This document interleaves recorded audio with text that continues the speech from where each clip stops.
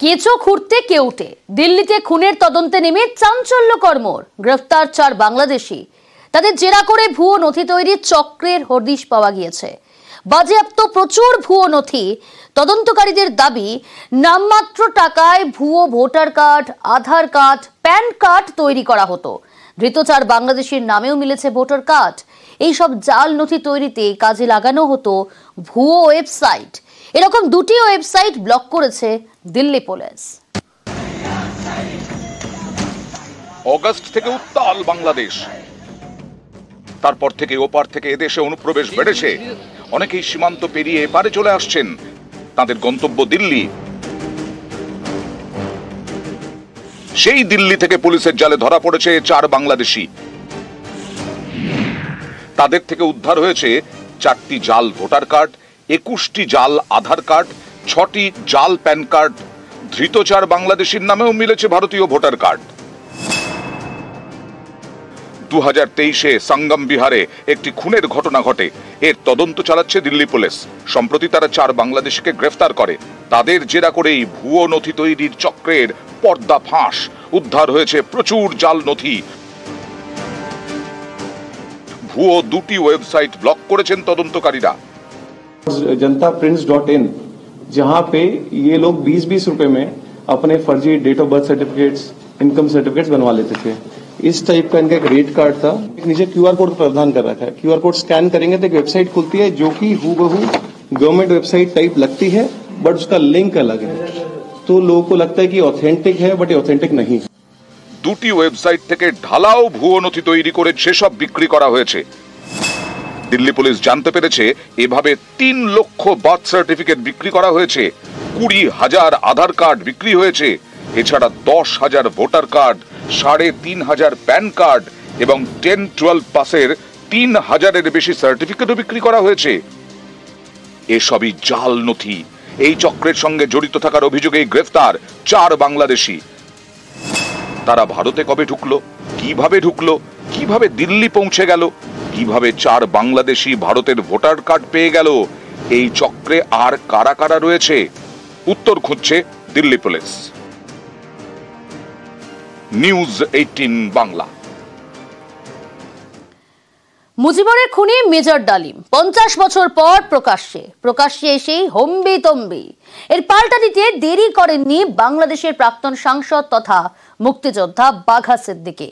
খুনি ডালিমের বক্তব্যকে তিনি গুরুত্ব দিতেই নারাজ। বাংলাদেশের তদারকি সরকারকেও এক হাত নিয়েছেন বাঘা সিদ্দিকী।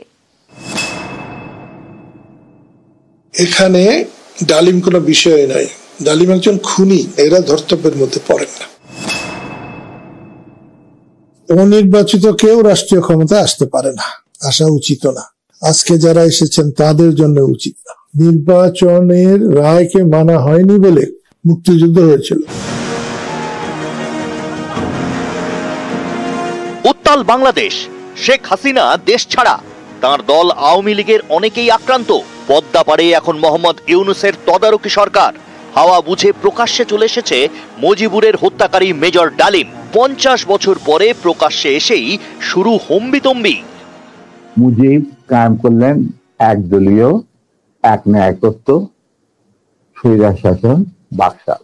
নিজেকে তিনি আজীবন রাষ্ট্রপতি হিসেবে ঘোষণা দেবেন সিদ্ধান্ত না হয়। মুজিবের শক্তি বেড়ে গেল, তার নিষ্ঠুরতা এমন অসহনীয় পর্যায়ে চলে গেল। ইলিয়াস লুটপাট, মার ধর, চোরাচালান, নকল টাকা ছাপানো ভারত থেকে, এই সমস্ত মানে একটা আমাদের মনে অস্তিত্বই এমন অবস্থায় গিয়ে থাকলো যে মানুষ একদিন মুজিবের জন্য দোয়া করেছিল। সেই মুজিবের জন্য লোকজন আল্লাহর কাছে দোয়া চাচ্ছিল যে আল্লাহ আমাদের আজাদ দাও, নমরুদের হাত থেকে আজাদ দাও, আমরা শেষ মরে যাচ্ছি সব।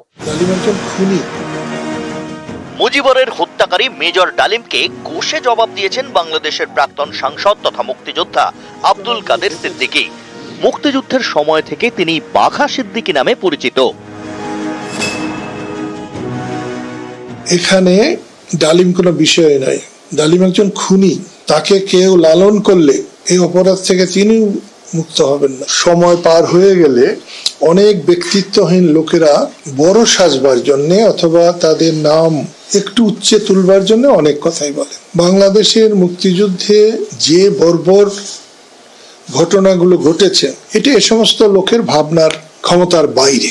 তাই তারা যা বলছে তাদের কথাই যে আমাদেরকে আলোচনা করতে হবে এমন না, এরা ধর্তব্যের মধ্যে পড়েন না। অনির্বাচিত কেউ রাষ্ট্রীয় ক্ষমতায় আসতে পারে না, আসা উচিত না। আজকে যারা এসেছেন তাদের জন্য উচিত না। এটা যদি বিপ্লবী সরকার হতো তাহলে এরকম হতো না। এটা আধা বিপ্লব আধা সাংবিধানিক, তো সেই জন্য এটাকে অনুমোদন দিতে হবে। অনুমোদন না দিলে এর পরিণতি ভালো। নির্বাচনের রায়কে মানা হয়নি বলে মুক্তিযুদ্ধ হয়েছিল। দেশ কারো পৈতৃক সম্পত্তি না, দেশ জনগণের, তাই জনগণের ইচ্ছাকে সম্মান দিতে হবে। শেখ হাসিনাকে যখন মানুষ অস্বীকার করেছে, সমগ্র জাতি অস্বীকার করেছে, ওই কাজটা বৈধ। নিউজ 18 বাংলা।